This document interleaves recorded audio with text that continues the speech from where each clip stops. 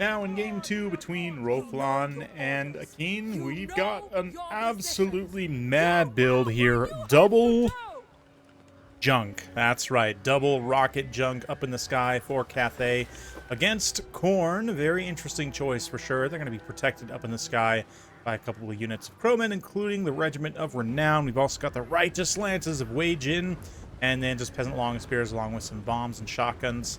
And Miao Ying leading the way, looking at some Storm of Shadows and Regrowth. As for the Khorne forces opposing them, you can see the rockets spreading pretty far at that max range. These Marauders of Khorne are going to be a front line here, sort of. Bloodwake Berserkers, and we got some Marauder Horsemen also. They're throwing axes, dual hand weapons, decent melee stats, Cultist as well. And the Hellforged Bellowers, along with Valkia the Bloody up in the sky, a couple of units of Furies. If you've watched this channel for any length of time, you'll know not the biggest fan of Valkia. I think that she just doesn't offer you a lot. I mean, she does offer you quite a bit, don't get me wrong, but just in comparison to a lot of other lords or Khorne, I think she can kind of be a little bit of a trap. But let's see what we got. Maybe a little Spear Slop Near, maybe a little anti-large attack. Yep, Spear Slop Near comes in, hits both of those missile infantry units. Really, really nice damage. And she's going to pull away before Miao Ying can respond in dragon form. The Junk's really not doing much right now, especially firing at like the single entity cultists are going to be doing basically nothing. Yeah, they've used up a good chunk of their ammunition already, and we're looking very low value. 100 value there, and only 100 value there, so they can use their ammo a little bit more efficiently as the game gets on. But Khorne right now approaching. Honestly, Akin right now, he has the victory objective under control, right? He can capture this, and then there's honestly not a lot of purpose in him kind of rushing in here. The Junks can move forward, and they'll start to apply some long-range pressure, but it's not like he has any really expensive units the Junk will be good against. The Bloodwake Berserkers, you know, expensive infantry. Because they're so few in model, especially out at this max range, the rockets really won't be able to make very effective contact. Hellforged Bellower is also getting some nice little softening up of this Cathay formation while this is going. So yeah, right now this initial skirmish phase actually is going pretty well in Khorne's favor. Yeah, you can see the rockets there landing. Not even a single hit on the Bloodwake Berserkers as the shots just scatter far and wide. The objective has been secured by Khorne, so it's a matter of time as these two factions shoot it out for now. Let's fast forward a little bit as they do so.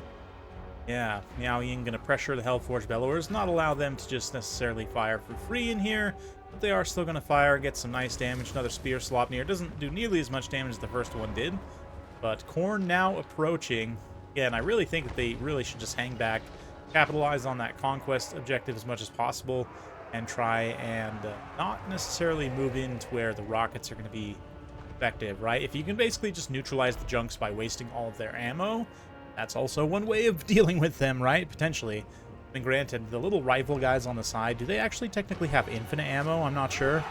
They, I guess, will be doing some additional shooting here, but Miao Ying also charging down to the Hellforged Bellowers. We get a little attack by the Furies, who will trade very well. One of the few units that will trade very well against Crowmen, Khorne Furies in particular, but the Righteous Lances keeping that fight from getting too far against.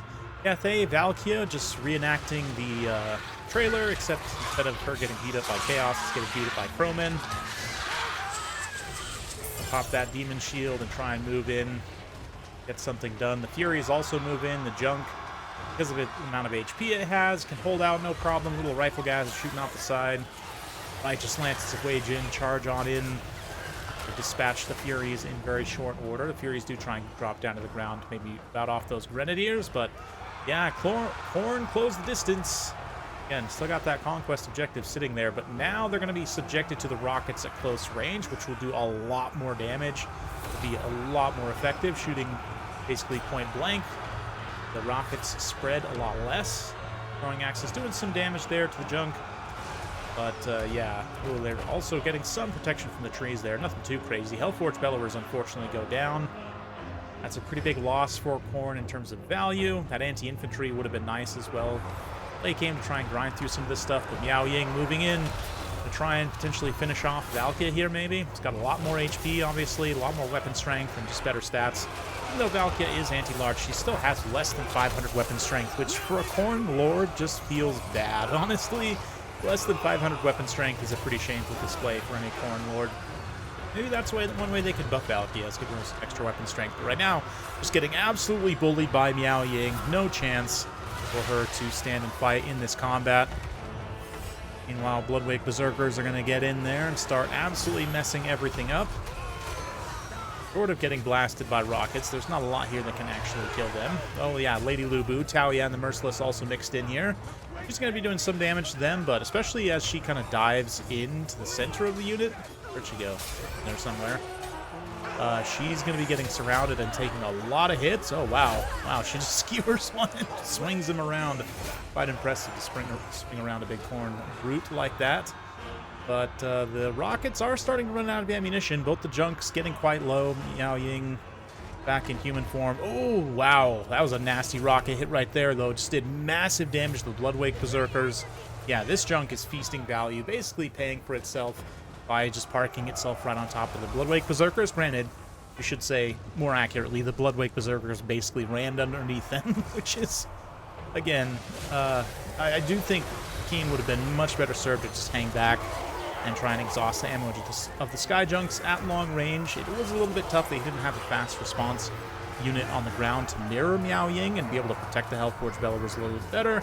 Probably, honestly, in the long run, would have been better to just sacrifice the Hellforge Bellowers to just try and pull out all the rockets there. But as it is right now, last few volleys from the Sky Junks are making a pretty big difference here, as Miao Ying herself is basically completely healthy. Tao Yan took a ton of damage there from the Bloodwake Berserkers, but they themselves got blasted by rockets. So all is good in love and war. But there's a lot of love between these factions. But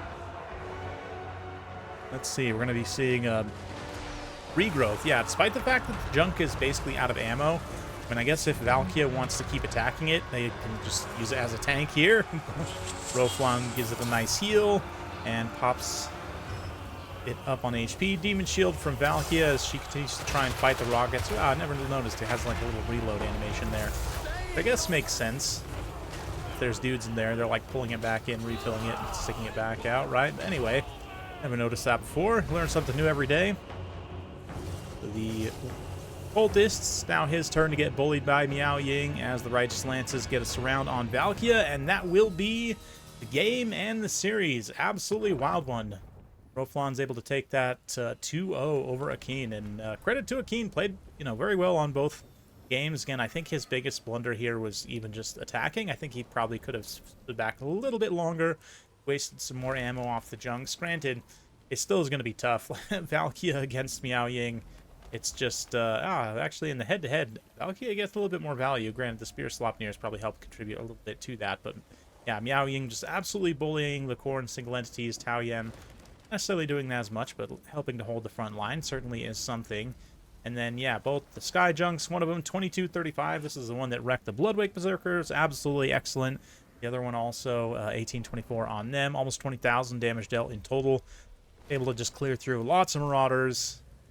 Yeah, super interesting. Khorne technically does have some units that you could maybe counter with this. The issue is that Bloodthirsters are just kind of janky in terms of their animation sets. They don't tend to work great. And also, they're incredibly risky in this matchup and just generally struggle to be cost-effective, even in matchups where they're, like, good, right? But here, with all of Cathay's shooting, they can be really, really tricky to try and execute well. And even then, even if you do commit to a Bloodthirster, it's possible that the Sky Junk either just wastes enough time that tactically it's worth it, or it still might pay for itself even while getting attacked by a Bloodthirster. So, tough one for Khorne. I actually really like the pick of the double junk here from Roflan. Nice mind games for sure. Ended up working out quite well for Khorne. Like I said, very well played on the series overall. Faced some tough battles, but it's a fun one for sure. Hopefully you guys are enjoying this series so far. I apologize I haven't been able to make as many videos as I would have liked, but I'm going to keep it coming as often as I can. So thank you for sticking with me. We'll see you next time.